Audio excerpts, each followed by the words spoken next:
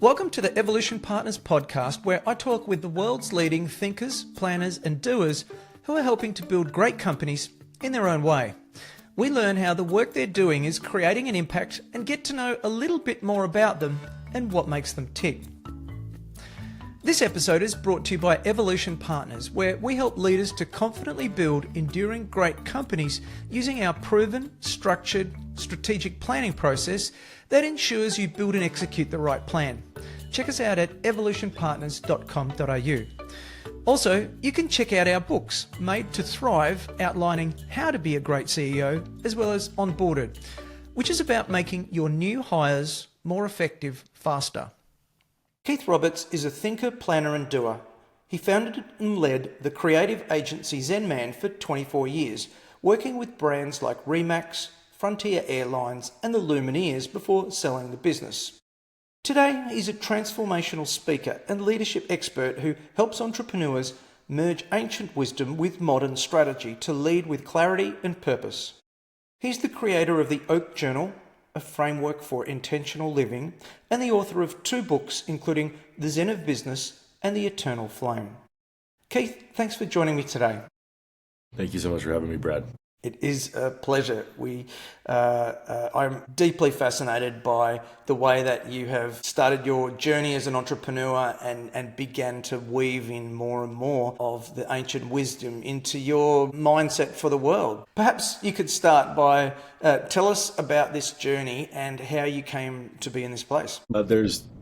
There's 2 paths. One would be to be an agency owner. The other would be to be, a Buddhist. And they both actually started at the same place. They started at a place called Brooks Institute of Photography.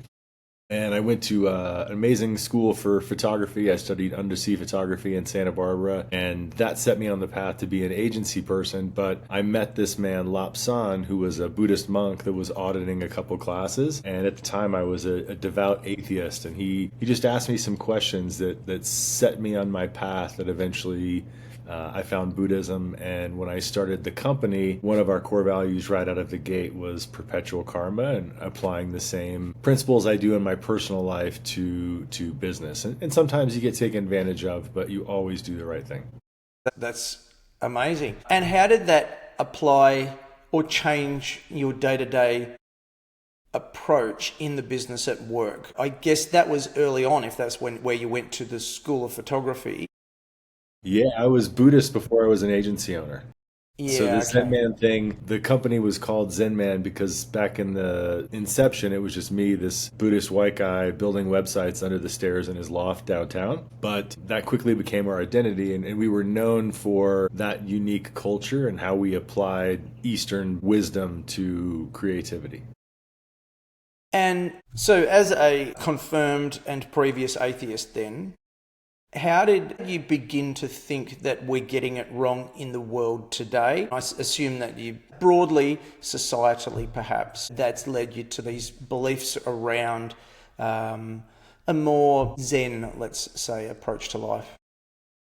I mean, the first thing that really resonated with me was the middle path, right? That it's not absolute self-deprivation or excess, right? That it's really about moderation. And when I met Lap San, I was a bartender in college. I was chain smoking, 3 cigarettes every break. And we were right by the ocean, and he would ask questions like, "Why are you smoking?" instead of like enjoying this ocean air. And he never said this is what you should do, but he asked questions that made you think, and that was really attractive to me. The other thing that was attractive to me is that Buddhists, we don't believe it's not a god, it's not a creator. It's we can all, there's a Buddha within all of us. We can all reach enlightenment. We can all abandon our thirst for material things, which is where suffering comes from, which really resonates with me, and especially as an agency owner. The first noble truth is dukkha, life is suffering, and that definitely resonates with me as an agency owner. Yeah.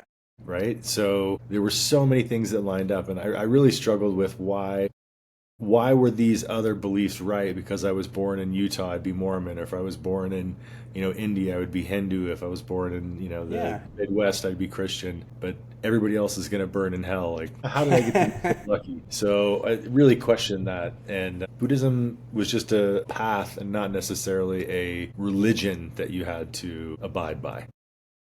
Why do you think that entrepreneurs need to Perhaps think about the messages that a central path offers. Where do they go wrong? I mean, I think one of the Eightfold Path is right livelihood, and it is possible to be a capitalist Buddhist and to make money, but not take advantage of customers or not do things that harm people or the world. When I had the agency, my one rule was I wouldn't do anything I wouldn't show my mom. And back in the day when I first started it, and I'm gonna date myself, it was 1998. The only thing making money on the internet was adult content. Even Amazon was losing hand over fist every quarter, but I wouldn't be proud to show my mom that, so we never Yeah. crossed that line. Now I've got photographs of nude women figure studies that I've shot in my house because that's art and that's different. And I would show my mom, but that was our line, and it just aligned with right livelihood. And so I think if people thought more about how they make the world a better place in making money, and also not, it doesn't have to be a lose-lose, right? Absolutely, every transaction can be mutually beneficial if done the right way. Tell me about your book, The Zen of Business. Yes. So the Zen of Business, a new book, it came out about 6 weeks ago, and it aligns the really two core tenets of Buddhism, the Four Noble Truths that I mentioned earlier, and the Eightfold Path. And then it applies a technique or a principle. Like for right livelihood, the principle is ikigai, right? Reason for being or life's purpose. And so after explaining how each of one of these applies in life and then how it translates into business, there's a tool to help you, get on that element of the path, that one core path. Okay, so tell me about the four truths. The Four Noble Truths. Yes, the Four Noble Truths.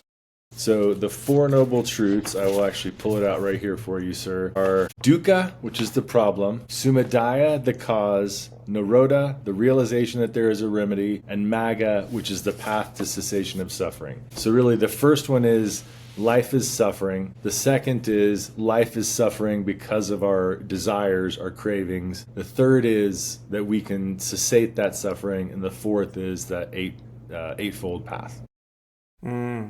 But it really starts with that first dukkha, that life is suffering. And there's a great Shaolin monk, you've probably seen him on Instagram or TED Talks, and he's asked about if he tries to be happy, and he says, no, I don't try to be happy, I try to be at peace, because with happiness there's sadness, there has to be a yin to the yang, but I can be at peace and not have those desires and the suffering for not achieving those desires. Now, that being said, I believe we have to have goals. It's one of the things you do in the Oak Journal. Every 90 days, you set a personal, a business, and a relationship goal. And you set a BHAG. What's your 10-year goal? What are we going to try to achieve? And that's because I think, one of life's greatest tragedies is not that people aim too low or too high and miss, but that they aim too high, too low and hit, right? We're not setting our sights on what we can actually achieve, but it's not about keeping score. It's just about having direction. Yeah. Direction is everything, right? And how have people taken the book? How have 6 weeks? So you've had it out enough time. What's been the kind of response? Because business people can be somewhat pragmatic, but this seems to be a bit of a different approach. The reception has actually been beyond my expectations. It was 3 weeks, #1 bestseller in entrepreneurship. The feedback has been that it's not just the same, take a cold shower, get up at 4 a.m, the things that, again, I do a lot of them, right? But they're just repeated and we're told over and over again. And, gratitude. I love gratitude. It's a core principle in the Oak Journal. But what I wanted to do with the Zen of Business was really bring what I think is a unique tool set to leaders. And what's really cool, Brad, is the techniques like meditation that for many years, those of us that have embraced have advocated for the benefits of, but now there are scientific studies that are actually showing people, quantifiably, this is the benefit when you meditate. Here's what's happening in your brain. We can literally see these things. Why wouldn't you do this? Yeah, there's definitely a benefit to things like meditation, as you say. So when you blend these structured habits with goal setting and journaling, with the deep spiritual principles that you speak of from Zen and Buddhism, what shifts when people commit to the daily discipline and inner reflection? What have you seen happen when you overlay, I guess, the thinking of the Oak Journal and the goal setting with the Zen of Business?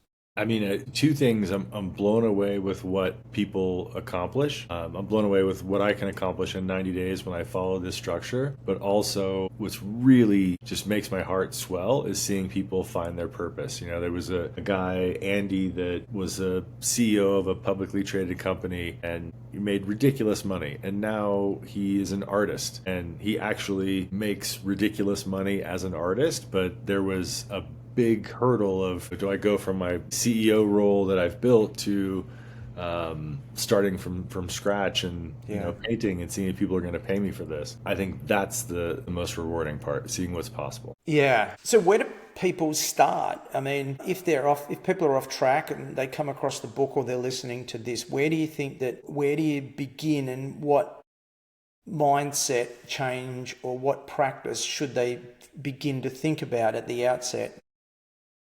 I mean, I think there's two things. One that was a big hurdle for me. I looked through, as I was trying to find my why, my purpose, I was looking through the lens of the agency that I'd spent 2 decades building. And because of that sunk equity, everything was seen through the lens of this company that I'd built. It had nothing to do with really what my purpose was. So, it probably took 2 years to say, you know what, I can find a purpose that has nothing to do with Zen Man. And then the second piece is actually a Joe Dispenza exercise where you write on a piece of paper intention on one side and then feeling on the other. And I did this about 5 years ago before I sold the agency. And the intention was like, I want to do something that fuels my creativity. I want to get paid to travel, to fulfill my life's purpose of being a bodhisattva. And then on feelings, I feel inspired and creative. I feel like I'm living my true purpose. And I didn't know I wanted to write books and become a public speaker.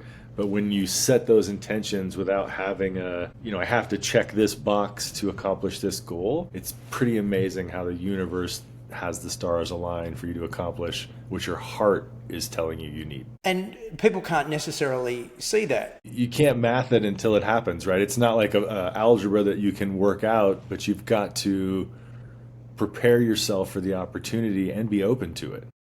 Yeah. And so then how does that translate? You mentioned about setting a big, hairy, audacious goal a few moments ago. How do people go from, in your mind, from 0 to I now have a big, hairy, audacious goal?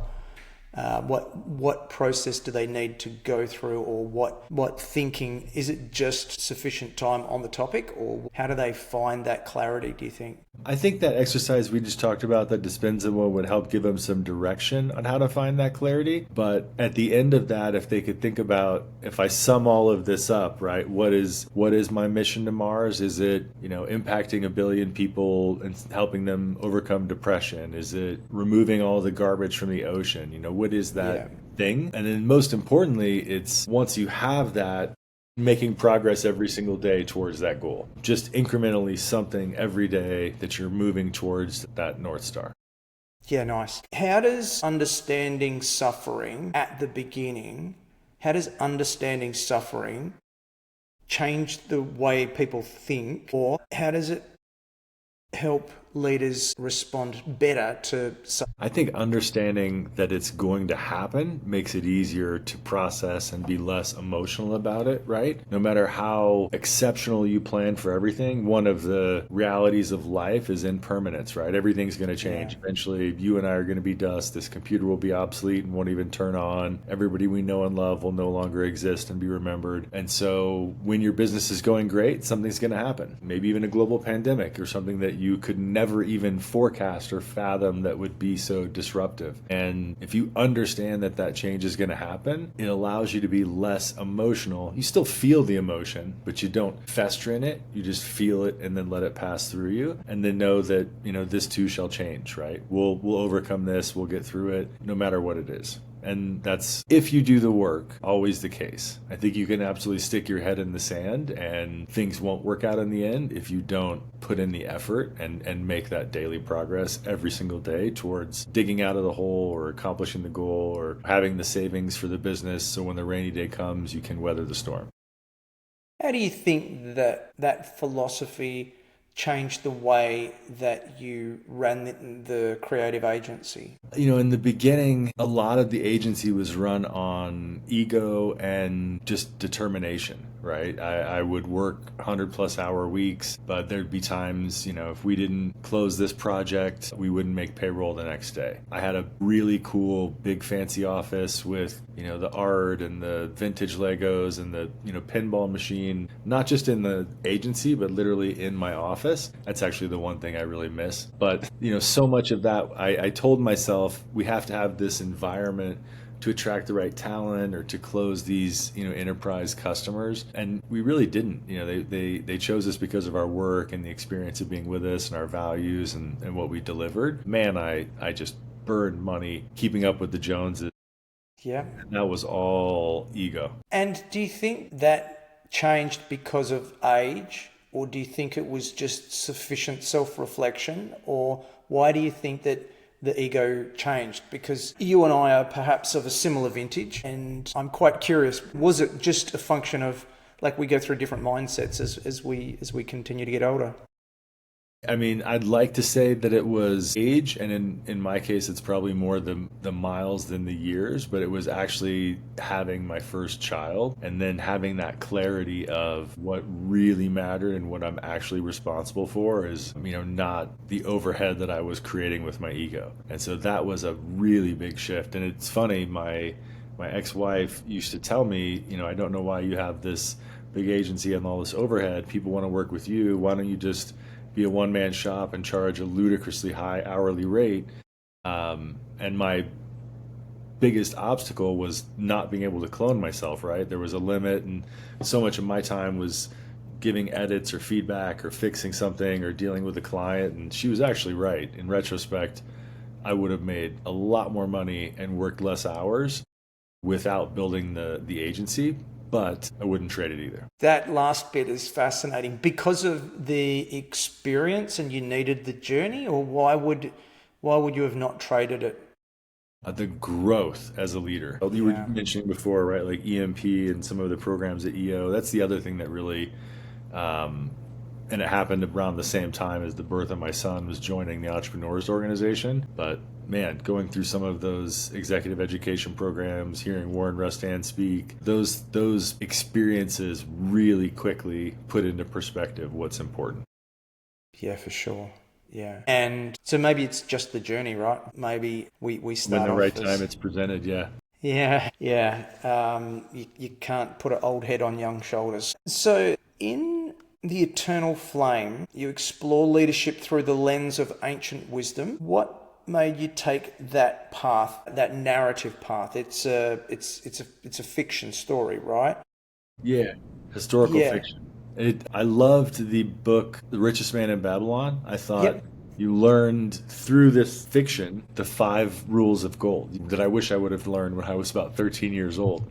Yeah. But the story was engaging, and I actually would have read it at 13 years old if somebody had put it in front of me. And so I thought there were some lessons in leadership that are even followed up in the Zen of Business. And I also thought it needed to be told through the lens of a woman leader. And there's not enough books that tell that story. And it was definitely a little nail biting to make sure writing about a woman leader and being the white guy writing historical fiction about Buddhism to make sure that everything was really accurate. And it is spot on, except for the very end where we allude to where malas come from. It's completely not historically accurate. It's just the story. Okay. And so tell us about the story and the takeaway for leaders there then.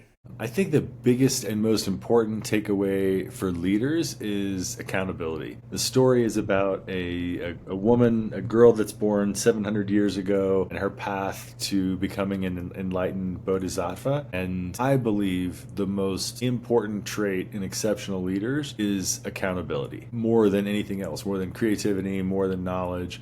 When we take responsibility for the people underneath us, not just for ourselves, man, that's how you can really change the world. Tell us about that. Tell us about how accountability for us and the people underneath us, what does that look like, and what does it look like when it's not working well or when it's not done well? I'll give you an example. I had a person that worked for me that was in my CFO position, and one year they made a mistake and they paid out profit sharing from gross versus net. And, like, unbelievably enraged. It was a six-figure mistake. That person benefited to the tune of about $20,000 from that mistake.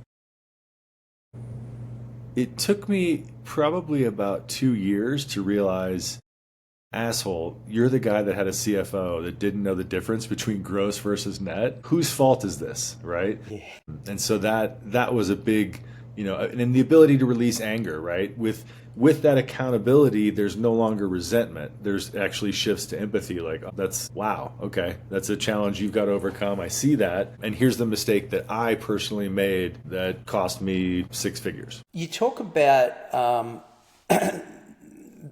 that's an interesting segue, because you talk about the way that values should guide who gets hired and who gets let go, even someone that's talented. What does that look like in practice? So tell me about values and the importance of values. Because I think that what you said there was accountability, but really not accepting mediocrity. How do values come in your mind? Yeah, I mean, in the way that we lead and the way that we treat our employees and our customers. There was what popped into my head when you asked that question, Brad, were two things. One, firing a designer before lunch the first day because he was really inappropriate to a woman employee, and just like hammered down, inexcusable, not a second chance type of behavior, you're gone. But by the time you finished asking that question, what story that stuck in my mind was a client that we fired after an 8-hour discovery session. We kicked off this huge project, low six-figure project, and at the time the agency really needed the cash, and the person that had signed the contract paid us the $50,000+ deposit, brought in his partner, and they just tried to steamroll everything and change the project, change the scope. And hours after the meeting ended, my CEO was still going round and round with this guy. And he said, look, little missy, this is how it's going to go. And she stopped him and was like, here's how it's going to go. I'm going to go write you a check and refund your deposit, and we're going to wish you the best of luck. And I backed her 100%, because if you don't protect your employees from that, you've got no culture. Hard call, but I think what I like about that is that you didn't make that decision when you needed the money. Someone else did, and you backed her. Yeah, that was her job. And it's my job to trust her, which, what's the point of having somebody in that role if you don't empower them? And everyone has core values. Everyone knows what they are. In the work that we do, it's very rare that we come across a team that doesn't have them. And how do you think that your perspective from Buddhism and the work that you've done there changes your take on core values, if at all? How much the authenticity of them actually matters. Meaning, they can't just be do the right thing or, do your best, like the table stakes, but they have to be true and hills that you'll die on, right? Hills that you'll refund the check even if you don't know how you're going to make payroll a couple of days later, because it aligns with, our core value of perpetual karma. Yeah, really actually living it. And I think that's wrong. That's what's really wrong in the world today and in our current leadership, is the lack of accountability and the hypocrisy, right? You can't say one thing and then do the other. And I see it even sadly too much in, public speaking, somebody that preaches, this is the thing that you need to do to change your life, but then doesn't meditate themselves or practice that behavior, right? So then they're just perpetuating BS. Yeah.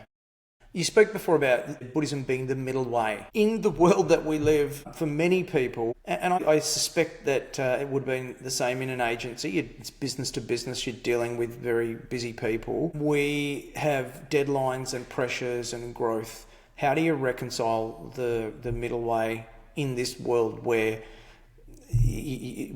many people are almost ragged, certainly, trying to work within deadlines and pressures? Yeah, I think the best way to do it is to break bread with them. Do two things. One, to create a relationship, right? We want to work with people that we enjoy their company, and I'll work harder for you if you're my friend. But two, I think a true judge of a person's character is how they treat someone that can do nothing for them. So if I take you to dinner and just observe how you interact with the people that are serving us, that tells me how much I want to invest in our working relationship. And so we would do that pretty early on in signing larger deals to really understand their values and if they aligned with ours. Yeah, so it comes back to values, it seems. Yeah, that's the essence. So after everything, business success, Buddhist practice, creative exploration, how do you define success now, and how do you know that you're living it?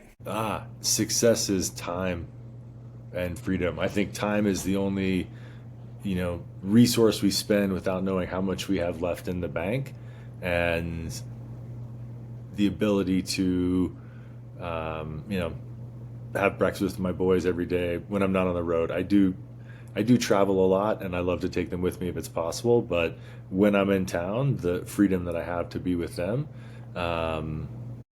I think that is truly wealth. There's a company I was working with before that, their top line was about $30 million, and their EBITDA is about the same as mine as a one-person shop. And that makes no sense to me at all when you think about the stress and, what needs to be done and the number of people and headaches. And so, yeah, peace. Let's go back to that Shaolin monk, peace and time. That's, there's a famous short video between Warren Buffett and Bill Gates, and that's what Warren Buffett says in that video. He says that time is the greatest wealth. And so Bill Gates grabs Warren Buffett's small diary, because it's a paper diary, not a computer diary, and he's flicking through it, and he says, like, in this week there's one appointment, and then he goes, in the next week there's two appointments, like half hour to hours the whole week. And he says, well, why have I worked my entire life to build wealth if I don't have time? That's the whole point of it. It's a fascinating, it's like a 1-minute video on YouTube. But I gotta find that. That's beautiful.